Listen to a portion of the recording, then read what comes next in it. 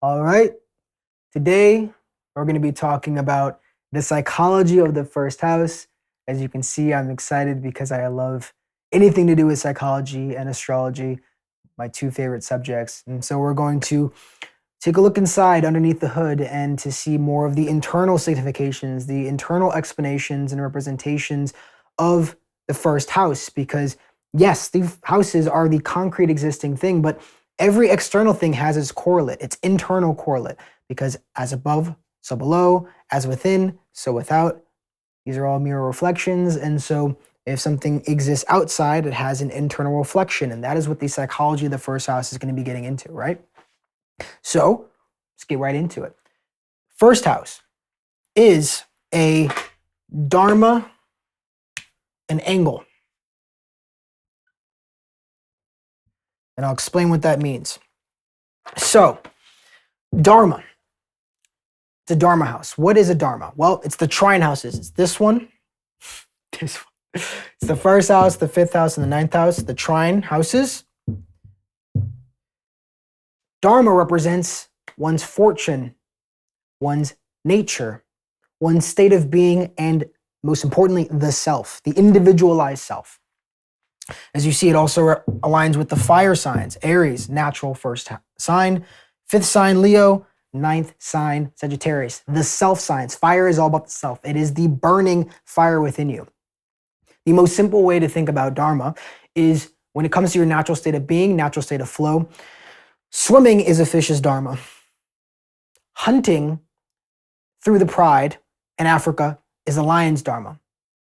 It's just the flow. It's effortless. You don't have to think about it. It's just part of who you are. And when you are doing it, it feels like breathing. It feels like moving effortlessly through space and time. That's what flow is. It's not an effortful action. It's not an even exciting action or a sad or stressful action. It is just you. And so, ironically enough, people will say or wonder, how do I know if I'm living my Dharma? How do I know if I'm on my life path? And it really should just feel like nothing. It's not exciting. If you're excited, if you're super enthusiastic about your purpose, and well, you're in a high, that's not your Dharma. No, that's not saying that that thing that you're excited about won't be your Dharma. And the only reason why you're excited about that thing that is your Dharma, your natural state of being, is because you were off that path. And so when you get back on that path, it feels so amazing. It feels so relaxing. It feels so stressless. But Dharma is the absence of friction. It is the absence of the highs and lows. It is the middle way. It is the middle path. That's what Dharma is.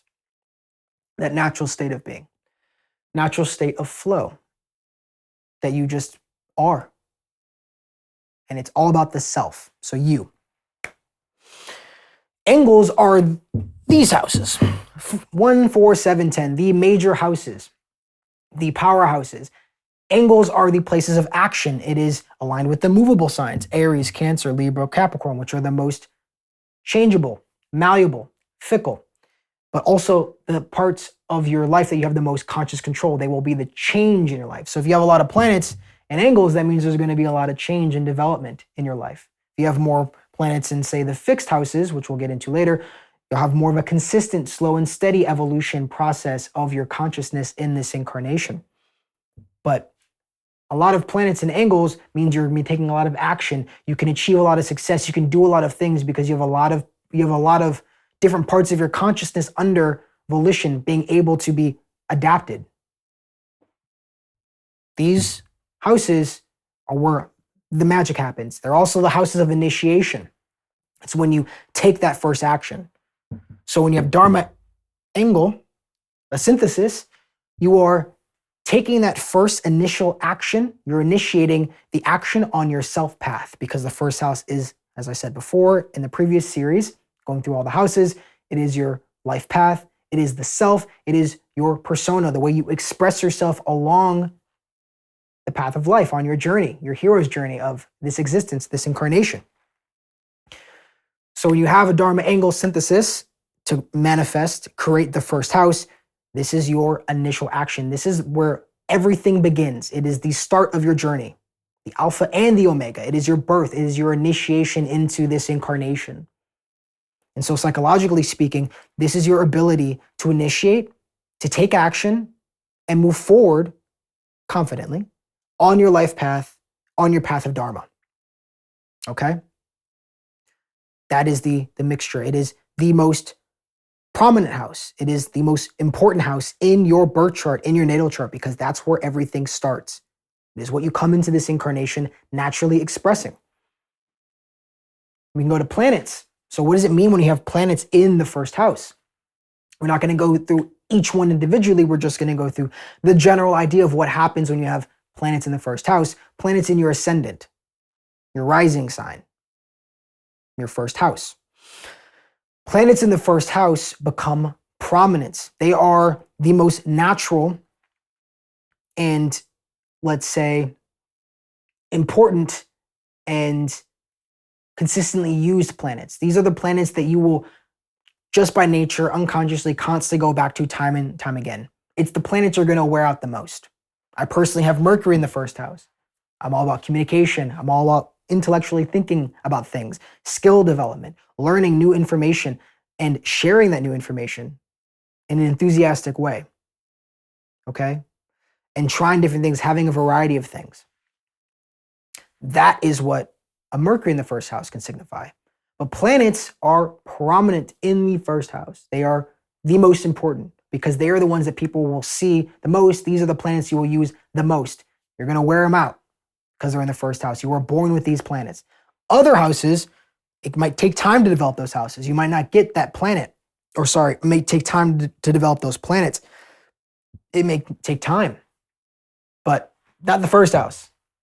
That shit is front and center. It is what people will see the most when they meet you, usually, barring certain exceptions based off of different planetary permutations. But regardless, neither here nor there, my friend. First house planets are the ones you will be using the most to move along your path and to grow along this path and to move on your hero's journey. They are the planets you use the most to fulfill your destiny, to walk your path, to gain the success and perform the actions you need to perform. Now we can kind of see, okay, well, what does that look like if it's healthier or not? What's the quality like? How does this kind of manifest depending on the dignity and the aspects and even the strength of that planet that's in the first house? So quality, we go to healthy. What does a healthy first house look like? What does that look like when you have healthy planets in the first house or the first lord, which has similar significations? Okay. Healthy will be somebody who is confident in their life path. They know where they're going and they know why they're going down that path. And they're willing to take the actions to walk down that path that is aligned with their self, meaning not walking down a path that isn't them because of external peer pressure or because of insecurities or because of fear or because of whatever has been implanted in their mind externally that is out of alignment with their Dharma. Because Dharma is full internal alignment, meaning all the different parts of yourself are aligned saying, yes, this is what we must do. Good first house means you have that alignment. When you take action, when you start things, when you start your journey, you are, this is where I'm going. This is what I'm supposed to do, and you just take action. That is a healthy first house. Because of that, because you take action, because you are also aligned on your true path, meaning that you're going to be successful because anyone who performs their Dharma will be successful to a certain degree because they are being what they truly are. It's only humans that are off our Dharma because we have different parts, we have insecurities, we have psychological blocks, we have trauma, etc., etc., etc. It's only humans that fall out of alignment with our Dharma. Animals, unless they're associated, unless they're put in zoos by humans or they're pets, unless they're associated with humans, they are naturally on their Dharma. They are naturally in their way or on their way. Doesn't mean that they're living a wonderful life. Nature is brutal, but they are on their Dharma. They are living out their natural way, their natural state of being. So healthy first house means you're willing to take actions on that path that aligns with who you are. You usually have a better start in life. You have less roadblocks. And because of that, you have higher self-esteem, because self-esteem is based off of the actions you take and the response from the outside world. the way other people treat you based off of the actions you take in this incarnation. And so it's essentially a lot of social validation, social approval. And if you are on your Dharma, if you are acting the way that you are meant to be acting, you will get that social approval, you will get that validation, you will get that self-esteem. And usually your first house will indicate that that happens naturally, meaning the start of your life, you get more external validation, you get more external support, which builds your self-esteem, which builds your self-confidence, which is a little bit different than self-esteem, but you get the point. Okay? So that's what a healthy first house looks like. And you have to remember too, the entire chart channels through your first house because that is your persona, that is the mask that you are wearing in this incarnation to maneuver the world as a social being, as a human being. It's very, very important to heal the first house, heal the first lord, so meaning planets in the first house or planets ruling the first house or the planet. It's important you heal that planet, you work with that planet if it's afflicted, if it's unhealthy, which we'll get into later, because this is where everything follows through. Because what does an unhealthy first house look like? It looks like somebody who is unable to take initiative, unable to start things, unable to get things going. Or they can take action, they can get things going, but it's the wrong path. They're on the wrong path. They're meant to be a painter, but they choose to be a doctor because that's what their parents told them to be. They're meant to be a writer, but they're worried about money, so they become an investment banker. They're meant to get married and have kids, but they think that they have to do something else because they want to keep up with the Joneses. An afflicted first house, because that self-esteem is lower, they will seek that external validation more readily and therefore do things that are out of alignment with their own Dharma, which means that they will be doing things poorly. And it's not about the external validation, it's not about the success, it's not about the money. It's doing your own Dharma, walking your own path, even improperly, is always better than walking another one's path, or another person's path, perfectly. Because that's not your story. You're living someone else's story. You're not living your story. You're not walking down your narrative. You have the wrong script. You swapped out your script for somebody else's script. Somebody else, or you allowed somebody else to write your script for you or edit your script. You're not staying true to your script, your narrative, your soul's path, your Dharma, your natural state of being. You're a fish trying to climb a tree and then wondering why all the monkeys are laughing at you. Shout out Einstein. That's what an unhealthy first house is. Psychologically speaking, you are unable to psychologically get yourself going, where a healthy person is psychologically able to motivate themselves, be consistent on their path, be confident, and gain that external validation, gain that external support to perpetuate themselves along that path to continue getting more success. Make sense? An afflicted first house, unhealthy first house, more psychological blocks, more insecurities, more self-doubt, more inhibition, less able to take actions or taking the wrong actions. An evaluation, how do you determine if you have an afflicted first house? What can you look at? Well, look at the dignity of planets in the first house or the first lord. Also look at the dignity of the sun, because that is the natural Karaka producer of the first house. I talked about this in the last series, describing all the houses in a more tangible, palpable way. You can go back and check all those videos out, especially the first house video. But to evaluate the first house, like I said, you look at the first lord, you look at its Lajitadiya Vachas, its dignity, the way it's being influenced, its strength, so its Shadbala, its overall strength, and its placements in the Navamsha, the D9 chart, to truly get a comprehensive understanding of the health of that planet. So you look at the first house planets, you look at the first lord, you look at the sun. Or you just look at your own life. You don't even need to look at the chart. If you're somebody who's having difficulty on their path, if you feel like you're unable to find your Dharma, if the idea of being yourself is confusing, what does that even mean to walk my path, or to be myself, or to align with my nature? If that sounds, or what does flow mean? I hear about this flow, I don't really know. Well, that means there's something happening to your first house, most likely, or any of the Dharma houses. But if it's more of an inhibition, you're not taking action, you're too scared to walk down the path you want to walk most, or what feels most natural, but for whatever reason, you're inhibiting yourself because someone has convinced you not to do that. Well, then look at your first house, look at the planets there, no planets there, or either way. Also look at the first lord, the planet ruling the sign that's holding the first house or in the first house. And then also look at the sun, because the sun is also about initiating, self-esteem, walking down the path of your destiny, being yourself and moving towards your higher self to fulfill your soul's path, your soul's purpose, your soul destiny, which is just the actions, the things you're meant to do and build in this incarnation, in the world, as a spiritual being enjoying a human experience. Okay, makes sense? I feel like it's pretty self-explanatory. Again, first house will also align with Aries, so they're not one-to-one.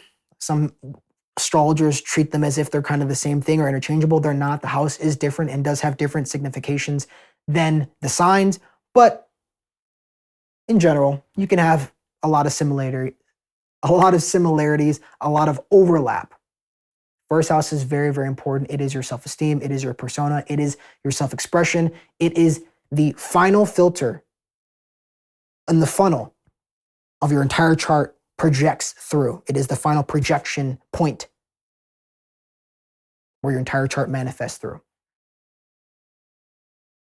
Also, having the North Node there, like I do, like Yeboy does, can make it difficult as well, because whoever Rahu, the North Node is, can make it difficult because that's the part of the chart, or that's the area of your chart, the planets with it, and the house and the sign, that's what you are developing in this incarnation. You have less past life experience. So North Node there can also make it difficult. It might make it more difficult to stay on one's path, to know who one truly is, and to align with one's natural state of being. It takes a lot of work. It takes a lot of introspection. This is why I learned astrology. This is why I do so much inner work and do the work that I do and work to guide other people, because it all helps me as well. I'm selfish. Spoiler. Sorry to expose that truth. I don't know who I'm apologizing to, I guess myself. But anyway, that's the first house. Very important. It's the initiation, it's the start, and it's all about the self and walking one's true path with consistency, with confidence, but most importantly, with power and energy, because the angle, the Kendra houses, first house is the powerhouse, most prominent, most important house in your chart. Get it right. Do the work if you need to. Look at your chart. See what planets are in it. If they're afflicted, look at the Lord as well. If it's afflicted, look at your sun. One of those three things is afflicted because you notice that in your life, you feel like you're wishy-washy on your path, or you feel like you don't know what it is, or you don't know who you are, or don't understand what it even means to take action towards the things that feel most natural. That all sounds foreign or confusing, or if that resonates, then there's something in your chart you need to heal. So look at the first Lord, look at the first house planets, look at the sun. One of those will be afflicted, most likely, and then you heal it whatever way possible. And if you have questions about that, feel free to comment down below. I'm happy to answer and to do my best. I'm not going to promise I'm going to give you a full PDF write-up, but I'll do my best to give you some guidance if you feel like you need it or you desire it. And in the next video, we're going to be talking about the second house, the psychology of the second house, which will be also enjoyable and fun for me as well.